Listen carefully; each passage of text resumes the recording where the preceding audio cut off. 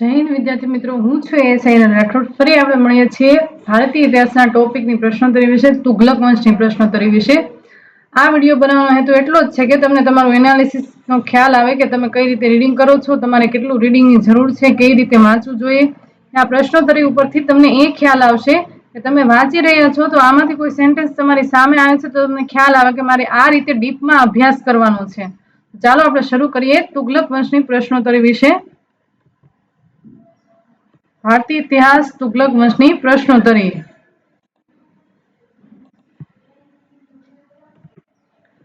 તો first question છે, દિલ્હી સલ્તનત તુગલક વંશનો છેલ્લો શાસક નીચેનામાંથી કોણ હતો? ફિરોઝ શાહ તુગલક, ગિયાસુદ્દીન તુગલક શાહ બીજો, નાસરુદ્દીન મોહમ્મદ કે નુસરત શાહ? તો જવાબમાં શું આવશે? નાસરુદ્દીન મોહમ્મદ. તમને આ પ્રશ્નોત્તરી ખૂબ કામ આવશે. બનશે તેમાંથી તમારું આમાંથી બેઠું બેઠું કઈ સેન્ટેન્સ હશે કે પ્રશ્ન પણ આવી શકે છે. ત્યારબાદનો નેક્સ્ટ ક્વેશ્ચન છે, મધ્યયુગીન રાજાઓ વિશે નીચેનામાંથી કયા વિધાન સાચા છે? મધ્યયુગના જે રાજાઓ હતા, જે દિલ્હી સલ્તનતના જે આ વંશ થઈ ગયા, એમાંથી કયા વિધાન આમાંથી રાજાઓ પ્રત્યે સાચા છે? અલાઉદ્દીન ખિલજીએ સૌપ્રથમ એક અલગ એરીઝ વિભાગની સ્થાપના કરી. બલબને તેની સેનાના ઘોડાઓને બ્રાન્ડિંગ કરવાની પદ્ધતિ રજૂ કરી. મોહમ્મદ બિન તુગલક પછી તેના કાકા દિલ્હીના ગાદી પર બેઠા. અહીંયા ખાસ તમારે ટીક કરી રાખવાનું છે પેપરમાં પણ કે સાચું છે, સાચું નથી, ખોટું છે, ખોટું નથી, એમ પૂછ્યું. ખાસ ધ્યાન રાખવાનું. ફિરોઝ તુગલકે ગુલામોનો એક અલગ વિભાગ સ્થાપ્યો હતો. તો જવાબમાં ડી આવશે, કારણ કે એને ગુલામો માટે એક અલગ વિભાગની સ્થાપના કરી હતી. ત્યારબાદનો નેક્સ્ટ ક્વેશ્ચન છે, દિલ્હીનો સુલતાન જે ભારતમાં નહેરોનું સૌથી મોટું નેટવર્ક બનાવવા માટે પ્રખ્યાત હતો. જવાબમાં શું આવશે? ઇલ્તુત્મિશ, ગિયાસુદ્દીન તુગલક, ફિરોઝ શાહ તુગલક કે સિકંદર લોદી? તો જવાબમાં શું આવશે? ઇલ્તુત્મિશે નહેરો માટે ખૂબ મોટું કામ કર્યું હતું. ત્યારબાદનો નેક્સ્ટ ક્વેશ્ચન છે, મોહમ્મદ બિન તુગલકે ક્યારે સિંહાસન પર બેઠા હતા? તુગલક વંશનો સૌથી પ્રતાપી શાસક છે. ઈસવીસન 1296માં, 1325માં, 1351માં કે 1320માં? તો જવાબમાં શું છે? 1325માં. તમારે સાલવારી પણ યાદ રાખવી પડશે, કારણ કે તમને ક્રમ અનુસાર કે કયા રાજા પછી કયા આવે એવી રીતે ક્રમ અનુસાર પણ પૂછી શકે. તો તમે સાલવારી યાદ હોય તો તમે આસાનીથી સોલ્વ કરી શકો. ત્યારબાદનો ક્વેશ્ચન છે, રાજધાની દિલ્હીથી બદલીને દૌલતાબાદ કરનાર શાસક કોણ? દિલ્હીથી રાજધાની બદલી દૌલતાબાદ કરી. ગિયાસુદ્દીન તુગલક, ફિરોઝ શાહ તુગલક, મોહમ્મદ બિન તુગલક કે અલાઉદ્દીન ખિલજી? તો જવાબમાં શું આવશે? મોહમ્મદ બિન તુગલક. તુગલક વંશનો સૌથી પ્રતાપી શાસક હતો. એને દિલ્હીથી રાજધાની બદલીને દૌલતાબાદ કરી હતી.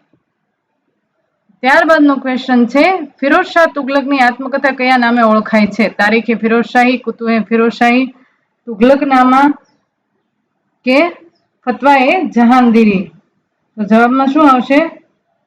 ફુતુહાત એ ફિરોઝાઈ. ફુતુહત એ ફિરોઝશાહી એ તેની આત્મકથા છે. ત્યારબાદનો નીચેનામાંથી કોણ હતો જેના સંબંધમાં સુફી સંત નિજામુદ્દીન ઓલિયાએ કહ્યું કે દિલ્હી હજી દૂર છે? એવું કયા શાસકે કીધું હતું? કયા શાસકના સમયમાં કીધું હતું? મોહમ્મદ બિન તુગલકના, અલાઉદ્દીન ખિલજીના, બલબનના કે ગિયાસુદ્દીન તુગલક? તો ગિયાસુદ્દીન તુગલક વર્ષે આ સંત હતા નિજામુદ્દીન ઓલિયા, તેણે કીધું હતું કે દિલ્હી હજી દૂર છે. ત્યારબાદનો ક્વેશ્ચન છે, નીચેના શાસકોમાંથી તે કયો શાસક હતો જેને જૈન આચાર્ય રાજશેખર અને પ્રભાસુરી સાથેના ચર્ચાઓ અને વિદ્વાનોને પૈસા વગર ભેટ આપવાના પુરાવા મળ્યા છે? અકબર, ઇબ્રાહિમ લોદી, મોહમ્મદ બિન તુગલક કે ફિરોઝ શાહ તુગલક? તો મોહમ્મદ બિન તુગલક એવા શાસક હતા જે કવિઓ સાથેની ચર્ચાઓ અને વિદ્વાનોને પૈસા વગર ભેટ આપવાનો પુરાવા મળે છે. ત્યારબાદનો ક્વેશ્ચન છે, નીચે કોને મધ્યયુગીન ભારતના કલ્યાણકારી નિરંકુશ સુલતાન કહેવામાં આવે છે? જેણે તેના પ્રજા માટે કલ્યાણકારી કાર્ય કર્યા હોય? તો મોહમ્મદ બિન તુગલક, બલબન, અલાઉદ્દીન ખિલજી કે ફિરોઝ શાહ તુગલક? તો ફિરોઝ શાહ તુગલકે ઘણા બધા કર બહાર પાડ્યા હતા, તો એને કલ્યાણકારી નિરંકુશ સુલતાન તરીકે ઓળખવામાં આવે છે. ત્યારબાદનો ક્વેશ્ચન છે, નીચેનામાંથી કયા શહેરોનું નિર્માણ ફિરોઝ શાહ તુગલક દ્વારા કરવામાં આવ્યું હતું? ફતેહાબાદ, ફિરોજાબાદ, ફૈઝાબાદ, જોનપુર, હિસાર પીરોજ કે ફિરોજપુર? તો આ તમે ડીપમાં વાંચ્યું હશે તો જ તમને જવાબ આવડશે. પણ એક તો એને ફતેહાબાદ વસાવ્યું હતું, ત્યારબાદ એને ફિરોજાબાદ વસાવ્યું હતું, ત્યારબાદ એને જોનપુર વસાવ્યું હતું, હિસાર પીરોજ અને ફિરોજપુર. એટલે જવાબમાં શું આવશે? 1, 2, 4, 5, 6 જવાબ આવશે. ફૈઝાબાદ એને નહોતું વસાવ્યું. ત્યારબાદનો ક્વેશ્ચન છે, બદાયુઓએ કોના મૃત્યુ પર કહ્યું હતું કે સુલતાને તેના લોકો પાસેથી આઝાદી મળી અને લોકોને તેમના સુલતાનથી આઝાદી મળી? એવું કયા સુલતાના મૃત્યુ પછી કહ્યું હતું? સિકંદર લોધી, મોહમ્મદ બિન તુગલક, ગિયાસુદ્દીન તુગલક કે ઇલ્તુત્મિશ? તો જવાબમાં શું આવશે? મોહમ્મદ બિન તુગલક ના માટે કહ્યું હતું. ત્યારબાદનો ક્વેશ્ચન છે, કયા સુલતાનના કાર્યકાળ દરમિયાન મોંગોલ આક્રમણકારી તૈમૂરે દિલ્હી પર હુમલો કર્યો હતો? દિલ્હી પર હુમલો કોણે કર્યો હતો? નાસરુદ્દીન મોહમ્મદ, ફિરોઝશાહ તુગલક, ઇલ્તુત્મિશ કે ખિઝર ખાં? તો જવાબમાં શું આવશે? નાસરુદ્દીન મોહમ્મદ. તૈમૂર દિલ્હી પર હુમલો કર્યો હતો આ મોંગોલ આક્રમણકારીઓએ. ત્યારબાદનો ક્વેશ્ચન છે, બ્રાહ્મણો પાસેથી જિઝિયા વસૂલનાર સુલતાન કોણ હતો? જિઝિયા વેરો વસૂલનાર સુલતાન કોણ હતો? ગિયાસુદ્દીન તુગલક, બલબન, ફિરોઝશાહ તુગલક કે મોહમ્મદ બિન તુગલક? તો જવાબમાં શું આવશે? ફિરોઝશાહ તુગલક. તેને 24 પ્રકારના કર બહાર પાડ્યા હતા અને તે કલ્યાણકારી શાસક તરીકે પણ ઓળખાય છે.